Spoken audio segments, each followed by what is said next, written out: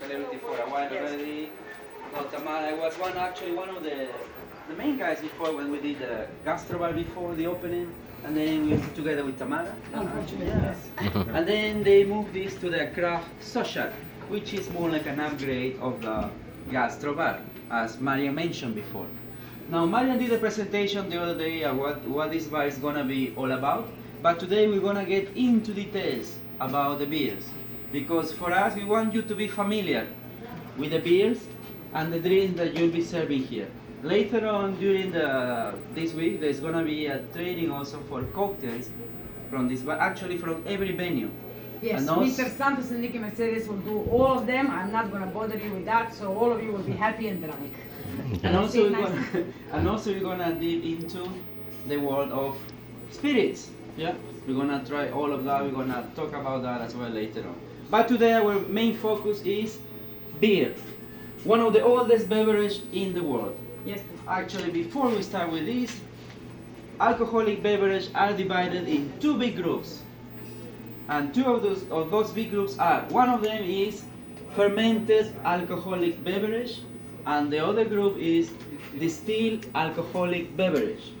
Now, when we say fermented alcoholic beverage, we're talking about beer, wine, exactly. And when we say distilled alcoholic beverage, of course, we're talking about aquavite, or the beer, which is brandy, whiskey, rum, gin, tequila, mezcal, you name it, all of those spirits. So today we're gonna focus on beers to start first. But before we get into that one, for us, it's important that you understand what goes into a bottle of beer, what goes into your beer, what goes into it, what makes up a beer. Because it's easy to say, okay, beer, yeah, beer is this and it's low alcohol, we drink it all the time. Here, drink it. This is ale, this is lager. You have to understand first what goes into your beer, and just to go quickly with that, to make a beer you need actually 4 main ingredients. Only 4, that easy. One of the main ingredients, of course, is Water. water. Your second ingredient is hops. Hops, bravo, hops. Third ingredient It's is fourth ingredient, and most important, barley. barley. Yes, it's sugar. Yeah, barley, you need sugar, barley. So 4 ingredients. 4 ingredients, okay? Now, 4 basic ingredients to make your beer. Now, first we're gonna talk about water, because water makes up of 90% of your beer. Now, some people, when they make their spirits, when especially make vodka, they claim that they get their water from special sources. They say, let's say, if I'm from Russia, I would say, oh, my water that I use for this vodka comes from the glaciers. Yeah, comes from icebergs, melted iceberg water. So people say, okay, cool, nice, I want to try this. Some people say, okay, my vodka is made with this water, I use spring water. Some people say, okay, we use filter water, or we use tap water, right? So water is one of the main ingredients there, 90%, remember that, and depending on the type of water, but also on the chemical components of that water, because the chemical components of that, the pH level of that water is what's going to affect the process of your beer. It's going to also affect, in some cases, the color of your beer as well. One of the main, one of the beers that became popular was the pale ales from London. Now, this beer became so popular because it tasted so good, it was celebrated around the world, but today we know it was because of the water that they were using for. The water came from a place called Barton, and when they studied the water, they realized that this water has special chemical components that makes up a nice beer. So what they do these days today, any master brewer will take a special water and treat that water, meaning they're gonna add some chemicals to that water to make up for the water of Barton. This process is called Bartonizing the water, yeah, and especially used for ales. All right. So water, main ingredient, and now we're gonna talk about the next ingredient, the malt. And I say malt because malt cannot be just barley. Malt can be malted barley, malted wheat, malted this and malted that you're gonna use for your beer. Now, what is malting, you might ask? Malting is of the process of getting the sugar from your cereal, from your grain, because barley is a cereal, it's a grain. Imagine now, when you go to those festivals where they make wine, and you see these, especially ladies, dancing on the wine, right? Breaking those grapes, getting the juice. You see this in vendimia festivals for wine. They do it in my country all the time. It's very popular in South America. So you get those wine, the juice, and then you leave that juice to ferment. That juice is gonna get in contact with yeast, which is actually all around. Yeast grows wild everywhere. That yeast is gonna get in contact with that juice, and then it's gonna start to ferment like oil. And you're gonna get later on your wine. All right. Now, main ingredient to make alcohol everywhere is sugar. You need to have sugar to create alcohol or any type of beverage. Now you have your grain. How you gonna get sugar from that grain? How you gonna get juice from that grain? You can dance as much as you want on top of that grain. You're not gonna get anything. So how you get the sugar from that grain? From that grain, from the barley? There is a process called, this is the process that I'm talking about, malting, which goes in 2 stages. First staging is gonna be germination. So what we're gonna do? Basically, as a master brewer, I'm gonna take the barley, I'm gonna take the grain, and I'm gonna say, okay, if I take this seed and I plant it on the field, and I put water on it, this seed is gonna start to grow, right? When that seed grows, actually, start to sprout, it wants to become a plant, it's gonna take energy from the sun. When it takes the energy from the sun, it's gonna store it on its little body, and then this is sugar.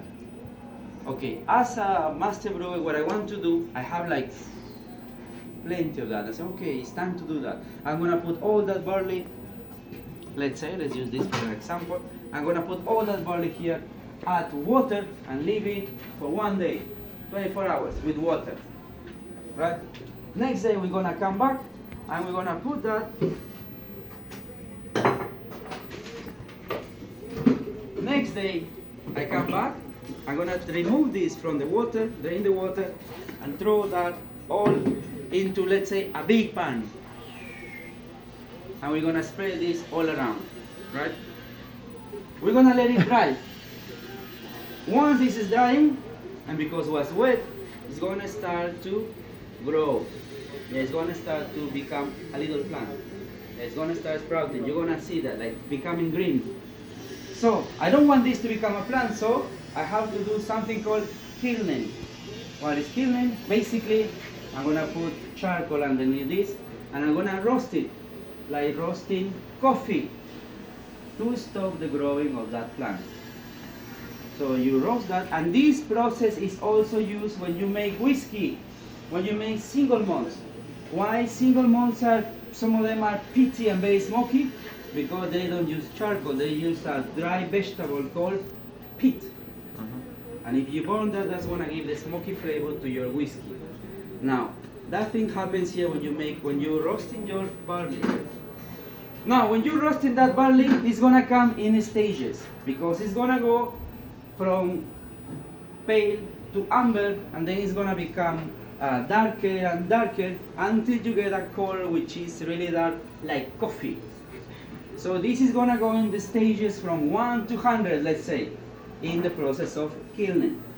So if I am a master brewer, I say, okay, I have my malt ready in different colors. Now let's say I want to make a beer now. I want to make a beer that is dark, that is rich, that has this flavor of Guinness. So which one of the malt I'm going to use from the one that I roasted? The light one, the amber, or the very dark one? Light. Very dark one, right? You see? It's easy to make beer. Now, if I take the dark one, which flavors I'm gonna get? I'm gonna get a bit of Smoke. a bit of coffee flavor, like you get in this one. Yeah? So that's how beer is made. This is gonna impact on the color of the beer. Now, some people might say, okay, so you're making this style of beer. Cool. Also, you have to know, you have to understand that beer is divided in two big groups. Two big groups. One of the main groups is called ales, which is one of the oldest groups in beers, and the next group is called lagers. Now, how I'm going to separate a beer? If I'm the master brewer, how I'm going to make a beer become ale or lager? Just by saying that, okay, I'm going to make a dark beer, but I'm going to call it ale. No.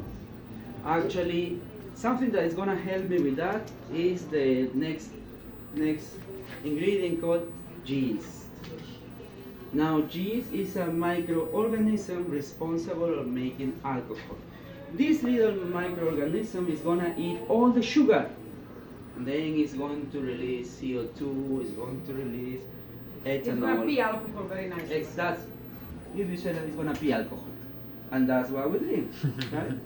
So this microorganism, when it eats all the sugar, at the end dies on it because of the sugar, because of the alcohol, the sugar that it's eating, and because of the alcohol that it's producing. It dies at the end in that mix. It pees on you, you drink it later, but it dies. So now you have your yeast. To make beers, you have two types of yeast. You have top fermented yeast and bottom fermented yeast. Now these yeasts go by name. You can call it ale yeast and lager yeast, or you can go by their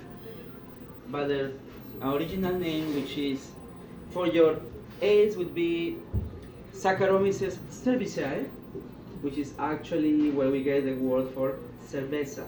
Saccharomyces cerevisiae. That gave us the word for cerveza in Latin countries. Now, for the other group of lagers, the yeast is called Saccharomyces carlsbergensis. And if you hear Carlsbergensis, easy. You remember the beer called Carlsberg? Yeah. That's on this group. So you have already your two types of yeast for that. Now, how beer is made? So I have my water, I have my barley, I have my yeast. Now I'm missing one more ingredient, hops. Hops comes in different flavors also. You have mint flavor, pineapple flavor, grapefruit flavor, and you have hops that grow in Czech Republic, Germany, and the States. And they all taste different because, as you know, in wine, terroir has a lot to do with that. So, for example, hops are added actually because once you have all this mix, now you have to boil the fermented liquid. You're gonna boil it. Once it's boiling, it's the time to add hops. Now you add the hops basically in the middle or at the end when it's boiling to give you that flavor. Oh, sorry, didn't know you have that. To give you that flavor, okay? So remember your 4 ingredients: water, oil. And each of the ingredients affects the end of the result of your beer, okay? So here we talk about ales and we talk about lagers. But each of these groups now is divided in subgroups. Yeah? It's not just 2 big groups, but they're also divided in subgroups. And the idea of this training today is to share with you the beers that we have at this bar, and also, for example, let's say if somebody asks me for a type of beer and I don't have that, I can suggest something that is very similar to that one that we have it available on the ship. Yeah? For example, when I mentioned before ales, remember they are divided also again in groups. One of those groups will be this one, the famous brown ales in the group of ales. Brown ales. Brown ales, we're gonna find the Newcastle brown ale from England, the English brown ale, but we also have English brown ale and we also have American brown ale. American brown ale, we have it on this bar and it goes by the name of Brooklyn. Brooklyn. Brooklyn Brown Ale. So remember, you don't have this, you suggest the other one. Another big group on this one are the famous pale ales. The famous pale ale. So what's a pale ale? To make a pale ale, basically you're gonna add more hops to it's gonna be bitter. It has a bitter flavor. One of the most popular ones in this group is the famous IPA. Dogfish. Yeah, IPA.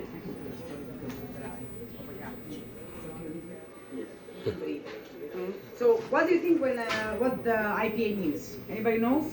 Indian Pale Ale. Okay, why it's called Indian Pale Ale?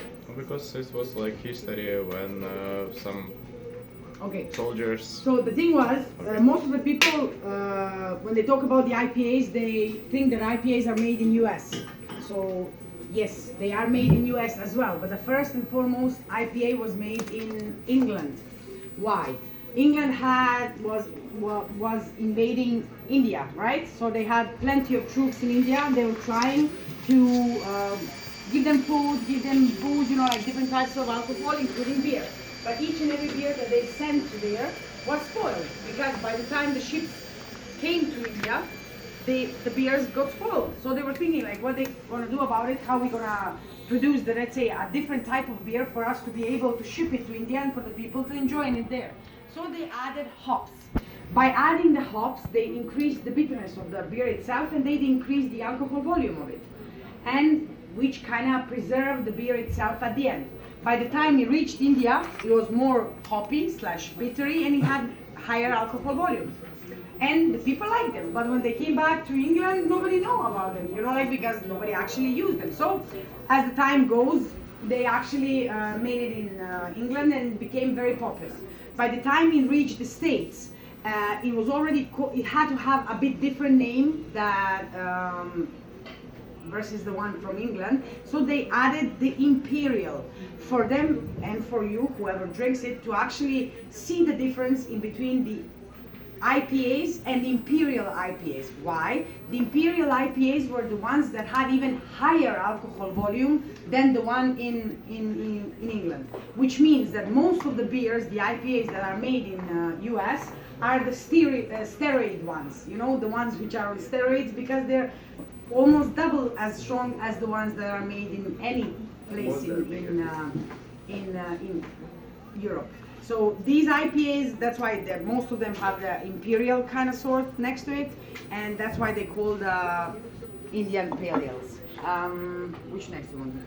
Next one comes with this.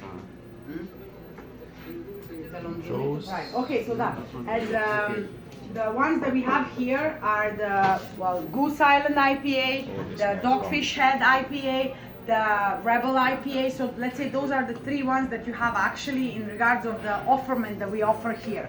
The next thing that I wanted to mention was the Anchor Steam beer. I don't know if you know the story about the Anchor Steam Brewery, which is made in San Francisco. It's like one of the most famous breweries there because it's one of the oldest ones, and it got its name because at that time when they were making beers, the steam was coming out. That's why it's called a steam. But nevertheless, this particular beer itself we call a hybrid beer, if that's a proper pronunciation.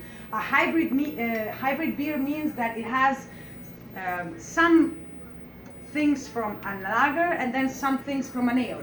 It's a mixture of both. That means they actually use, let's say, some things that you use for making a lager, and then in, let's say, half of the process, they said, we're not going to finish it as a lager, we're going to finish it as an ale, because those things you can do. So you have a hybrid here, which is very specific. If you drink it, for me, I would push it more towards the ale side than I would to the lager side, but then again, it has both sides in it, let's say, and that's what it makes it very, very special. You have different types of products from this particular brewery, but let's say this is the one that we have, and this is the most popular one. It kind of stays for itself. The other group that we have that is different in regards of, let's say, put ales on the side. You want to continue with the Belgian ones, or we may go to the lagers? No, so just okay. So these all are made on one side. The other side of ales that you have are, somebody calls them old ales, vintage ales, depends. Why? Because those ones that have a name vintage in them, or old, or barreled, or that means they are a bit different than a plain ale. That means most of them have been in barrels. Some of them can be in whiskey barrels, so they can take some, let's say, size of that. Some of them can be made in old, aged in wine barrels, so they can take some things from there. Some of them can be even made in Pedro Jimenez sherry barrels, which can make them a bit sweeter, so you never know. But vintage in this particular one means that it's been aged. If you don't have this one, and trust me, this particular one is a very specific beer, regardless of its aromas and the alcohol volume. It says it, pretty much all of them have written marks on them. You can even read it before you actually start talking about it. It's a different beer. First of all, it's not included in any of the beverage packages that we have. It's about it, of course. And when you actually sell it and when you actually talk about it, you talk about it as its specific one. Like you would offer somebody a glass of very specific wine or a shot of very specific whiskey. The same thing is with this one. If you don't have this particular one in your place, let's say here, you have the ones that will sort of replace it. They will not be the same, don't get me wrong, but you have different vintages. That as you have the different vintages with wines, you can start with a plain wine. When I say plain wine, I mean the wine, let's say, that is basic, something that everybody knows about. But for a connoisseur, for somebody that would actually enjoy it, you would go a little bit higher. Yes, you would push it a little bit higher. The same thing goes with beers. If you have somebody that comes to you and like asks for a beer that you cannot pronounce or you never heard, that means maybe probably he actually had a couple of different types in his life. So you can actually say, sir, we don't have that particular one, but what do you like? Ale, a lager, a stout, like depends. So he can see that you actually know a certain point of view of those kind of things. This particular one is a Chimay. Chimay is one of the most popular Belgian beers in the world. Like most of the people either heard of it, some of them tried it. If you enjoy beers, this particular one that we have is Grand Reserve. It's, as you can see, it even says on the bottle, is barrel fermented. So that means it has additional yeast inside, it has additional flavor inside. It's pretty much like, let's say, a bottle of expensive wine. It's having its own world, a living organism inside until you open it. When you open it, well, you either finish it or you share it with somebody because you don't keep it forever. As Santos mentioned already, when you talked about the colors and like the color that you get from the yeast itself and the malt, actually, barley, when you roast it, when you finish with ales, when you go past the ales and you have different types of ales, you come to a certain point that you have like beers that are called like Trappists and what's called the other one? Trappist, okay. So when you say Trappist, most of these Trappists are focused, actually coming from Belgium. Most of the beers in the world, the ones that are very, very craft and specific, are coming from Belgium. The one that we have here, it's called La Fin du Monde, and this particular one is this. It says style triple ale. Okay, why it says style triple ale? As we said in explaining the IPAs, and we said in certain things, you have like levels, literally. Like you would have, let's say a vodka can be fermented 2, 3, 7, 14 times, and it makes a difference when you drink it. The same thing is with beer. Like you have the beers which are plain ales, you have the beers which are, like, say, aged ales, you have the beers which are a bit different than the group they are belonging to. It's like they are subgroups of the ones that we mentioned. So this particular one is a triple. That means that it has very high alcohol volume. It's full of flavor, but it doesn't have hops like the IPA would. Like doesn't mean like if you have a beer that has a high alcohol volume, it has to be bitter all of a sudden. These ones are multi flavors. They're like softer, but they're, well, kicking you straight to your head. And then a Duvel, which most of you heard about, yes? So you know that the Belgium, they have a specific glass for Duvel, which of course we don't have because we're celebrity. But they have a specific glass for a Duvel, which is like a most similar thing to our cognac glass, okay? And when you actually pour a Duvel in a proper glass, it kind of shows you that the bubbles are still alive, and it's kind of makes a swirl like this in the middle. That means like you're drinking it from a proper glass. So make sure that you actually ask a person for a glass for a beer, because some people are very, very, very into actually having a proper glass with the beer. And if you don't know which is the proper glass for it, just ask, sir, would you like a glass? And when he says yes, would you like a pint or something else? You're gonna, because like, for example, I like to drink beers from wine glasses. Why? Because, well, I like it like that, so there's no explanation about it. But you know, like, I'm a strange person in that. Maybe you have somebody like that. So always ask for a glass. Yeah. Especially if you're having these type of beers in front of you. Because, you know, it's a different story when you take a beer like this, which is full of flavor and completely different than anything else, and then you take a Corona in a cool bar and you put a lime in it, and you're like, what's that? You know, so there are differences. Please, you want me to continue? No, it's good. So we mentioned of this group, right? The ales. So remember that divided in subgroups again. We mentioned before, brown ales, and then you have your pale ales, and then this represents another group called English bitter, where you want to have the extra special bitter and ordinary bitter, which is also on the menu. But this, you don't have to order it. Everything is on your menu, and you don't have to know all your beers. What we want from you is actually to get familiar with this, so you can suggest a different item when they ask you, and you don't have the original source there.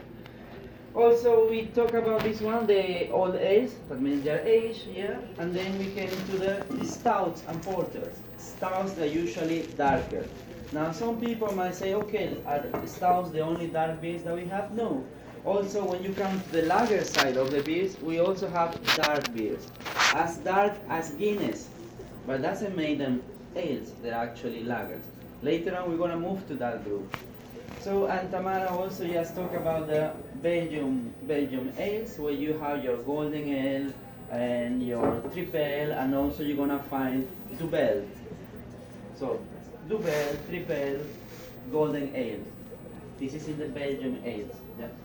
Also in the same group of ales. And then we move to the wheat ales. Beers that are made actually with wheat. These ones are a bit hazy when you pour them. Alright, so you have these type of beers here. Yeah, and then you also have at the end your Abbey Ale. What's an Abbey Ale?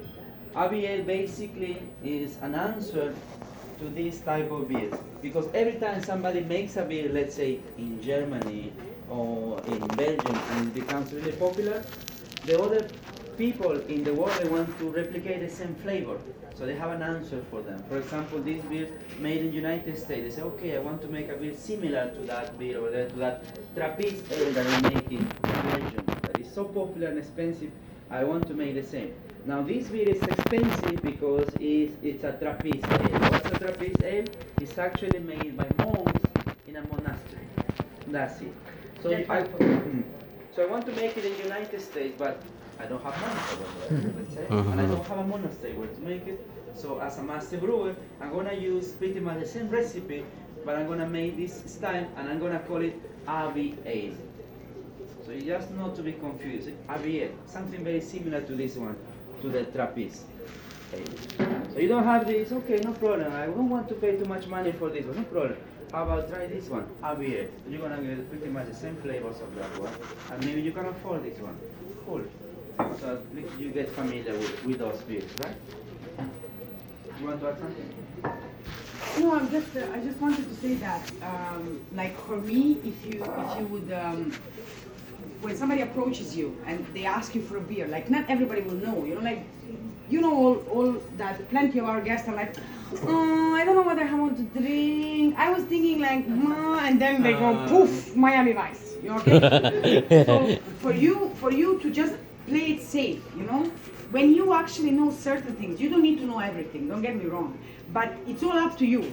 Like, when you want to present something, you present it. These people, most of these people don't know what they are actually having and why they are having that particular one. So don't be afraid to offer, you know? Yeah. Like, oh sir, I noticed like you come to my bar, you had the Moretti like 3 days already.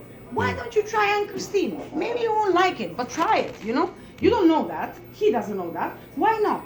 You know, like it's, I understand, even if you like walk that way, you can actually offer something more and more complicated, you know, like I understand. But try to mix it. Like you will never learn the differences in between them if you don't start with those things. You know, like for me, like these particular here are not beers. Like that's water, sugared water, and that's it. But still, somebody likes it. You know, like I cannot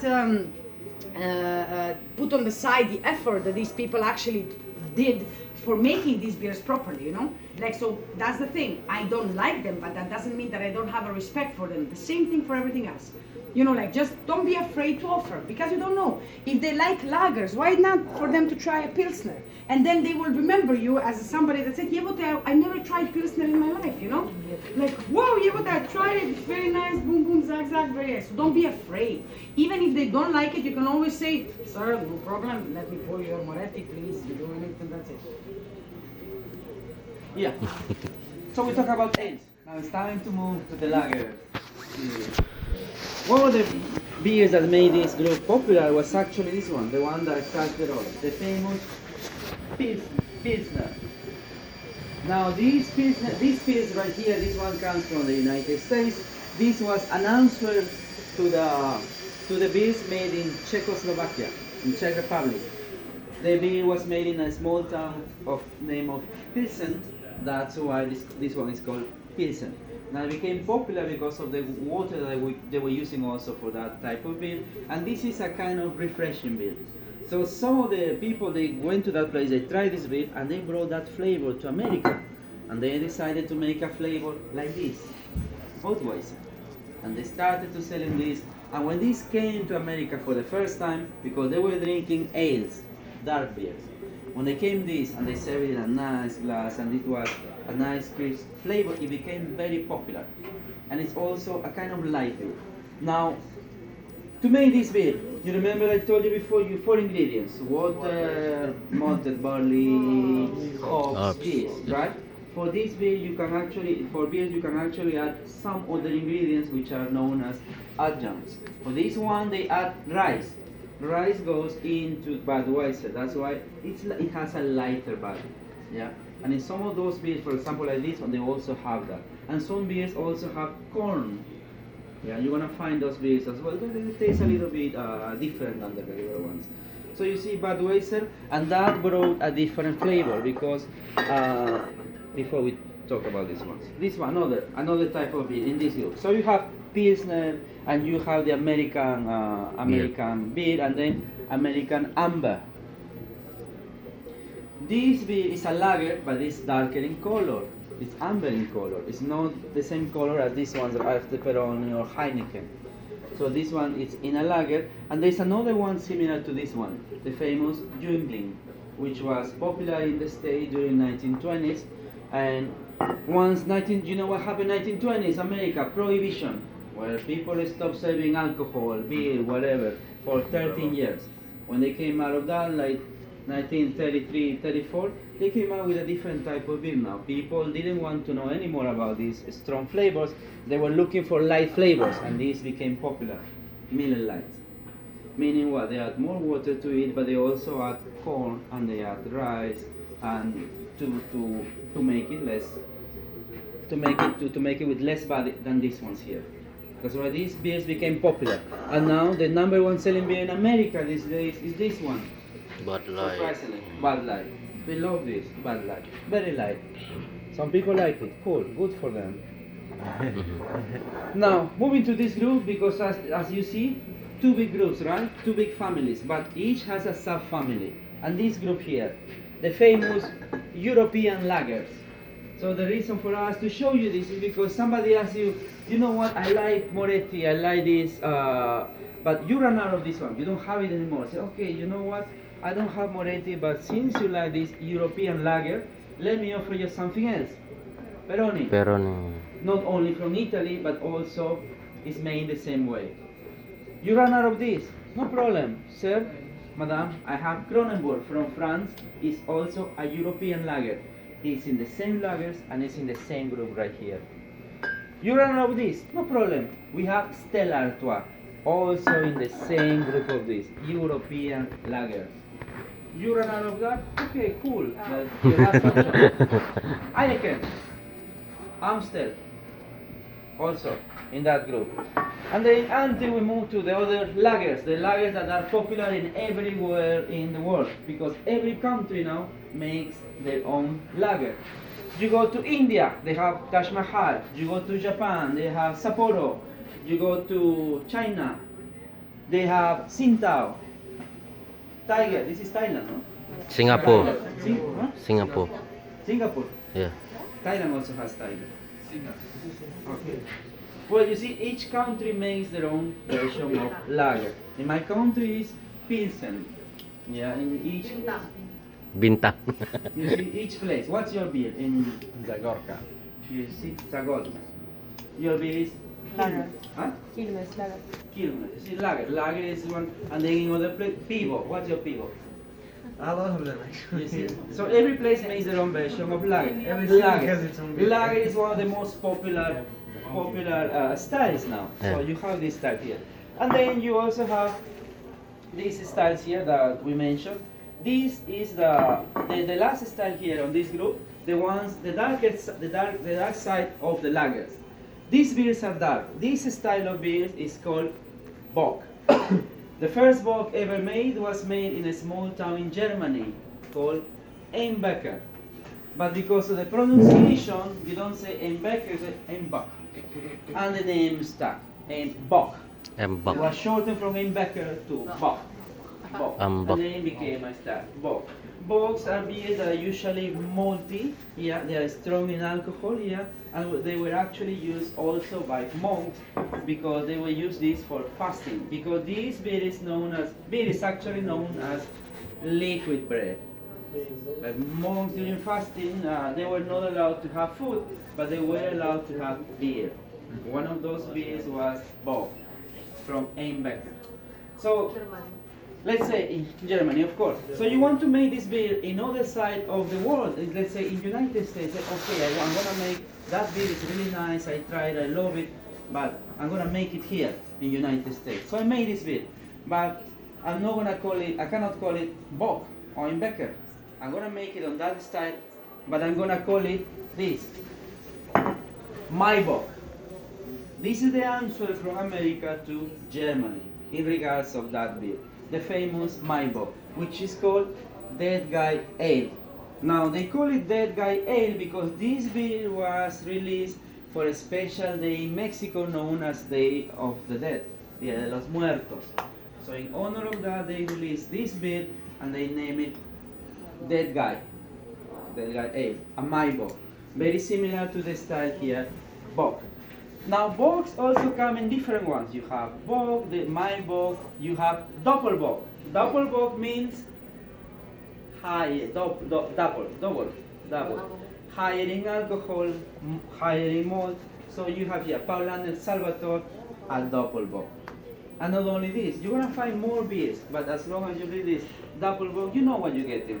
It's a lager that is dark and it's malty. Alright, so you have these ones here. Your Maibock, your malt, and then you're gonna come to other beers like Weizen and all that, or Danke, also on this side. But you see two of the biggest groups in beers, ales and lagers. That's all you need to know, right? Now, some people cannot have the beers because they say, okay, you know, I have celiac. If you have celiac, you cannot have beer, you cannot drink vodka, you can't drink gin, you can't do bourbon, you can't do whiskey, you can't do anything that is made with barley, with grain. So what's the solution to that? What's our answer? Gluten free. Gluten This free. is our answer. Gluten free. Have something gluten free. We have Estrella Daura. This comes from Spain. It's gluten free. What makes a beer gluten free? It's not made with this. A gluten free beer is actually made with some other ingredients. One of them millet or buckwheat. So those are the ingredients to make this type of beer. Not barley, because then you're gonna kill that person who has celiac. Also, if they can drink beer, no problem. You don't like this beer, I also have ciders. Now, in some places in the world, grape doesn't grow. So it's hard to grow grapes in those places. And usually in those places, what people do, they grow apples. They grow pears. And what they do, they ferment that and they make cider. Cider beer. And that's why ciders are very popular, especially in the UK. Cider. And we have ciders made from apples and pears in the craft social. So you have there your answer for people who have celiac. I have these choices. But you want to go with vodka, no problem. Use Tito's or Sayes syrup made from grapes. But you have other options. Wine, and they'll be okay with that. So this is only for beers. And then here, you see at the back, these are the expensive beers. These are the expensive beers that we don't put them on top because we might break it and we don't want to pay for that. One of these beers goes like up to $500. This one here. Why? Why it costs $500? Because this beer is made actually they are like small batches to be a craft beer. First, for these ones to be recognized as craft beer, they have to be made in small batches and they don't have to be owned by a big company. Let's say Budweiser cannot classify as craft beer because it's owned by one of the biggest corporations, and none of these as well because they are big. Craft beer will be something like this, Anchor Steam, like IPA, because they are small. Yeah, the ones from Belgium, those are craft beers. Yeah, if somebody asks, what's a craft beer? You say, oh, craft beer is made in small quantities and they are not owned by any big corporation. Those are the definition for craft beers. All right? Now these ones here, why they are expensive? For example, this one, $500. And somebody tell me, why would I pay $500 for this beer? Why? Because it's an affordable luxury. If you have the money, try it, pay for that. No problem. I have more choices here for you. But this costs $500 because these bottles are numbered. They only made 2,000 bottles of these ones and they are numbered here. So 2,000 bottles of those ones only. Most of these ones are Trappist ales, meaning that they are made in Belgium or they are made in monasteries where they take care of every aspect of the making of the beer. You see this one here also, the Italian one, Birra Viola. This one, different from the other ones. It's in a clear bottle. This one, when I look at this bottle, it looks very similar to a bottle of Amaro. Like the Nonino, I mentioned before, looks like the Amaro Nonino, which I love it by the way. And then I say, okay, let me look into this one. And I say, okay, this one should be good as an aperitif. And it is. Just by looking at the bottle of Amaro, I say, associate this with that. I say, okay, this one as an aperitif. And then you have a beer specially made for that one, the famous Viola. And so are the other ones, Trappist, Champagne Method, all that. So you don't have to go deep into these ones, you just need to get familiar with those ones and you'll be good. So we clarified all about these two big groups, right? Lagers and ales and lagers. And also we mentioned the famous Anchor Steam, which actually in the middle because it's a hybrid. It has a bit of this and a bit of that. Actually has yeast from top fermented, but they use the techniques of the lagers. Alright, this one is doing cold. Really nice. Love it. Especially when you have when you're having a steak, when you're having a hamburger. Try this one. Really nice. Yeah. These beers, for example, any light beers. Peanuts, the best compliment for this one. Pringles. Perfect for that. Snacks, especially for snacks, these ones. The other ones are made like to go with food most of the time. But later on we're gonna do like beer and food pairing, which we did before on the other sheet, because that would be the time to try these beers. Right now we cannot open any of these beers because of dry down. Yeah, so this is all about beer, guys. You have any questions, any doubts that you want to clarify? This Rose Island, this will be on like part of the premium or Which one? this Rose Island? Yeah, these, as long as they are like below $15, they are on the premium package. Yeah. Below $15, they are on the premium package. Yeah, and they are most of them are on. The other ones are expensive because this one you pay extra. This one you pay extra, and this one, of course, this one is like $35. $35 for this one. Usually when people ask me for this, I say, okay, this is a 750 bottle, it's a tall bottle. if you want to share with your friend, you have 4 of you, you can share. And that's how you sell it, for sharing. Because if one person wants to buy this, sometimes they're like, oh, it's too big. But if you push that for sharing, they'll be okay because Yeah, people half, can no? share. Yeah, but really nice, all of this, all age. So this is beer, right? Easy, easy. No need to be. Beer shouldn't be complicated, right? Shouldn't be complicated to drinking. Even should be easier than that. Drinking beer. Can we try some beer? No. Because of no, yeah, we can. You tell about Corona? You tell about Corona? No? Corona? You tell about the Corona before? No? Yeah, the Corona is from Mexico. Same as it. It's also a lager, yeah, a lager, but comes in a light bottle. This is to drink like when it's fresh. Easy to drink, very nice, especially when you are by the beach. Yeah, and beach. Oh, nice. Yeah, Corona, Sol, those type of. Alright guys, you have no question, you are free to go. Thank you. can go.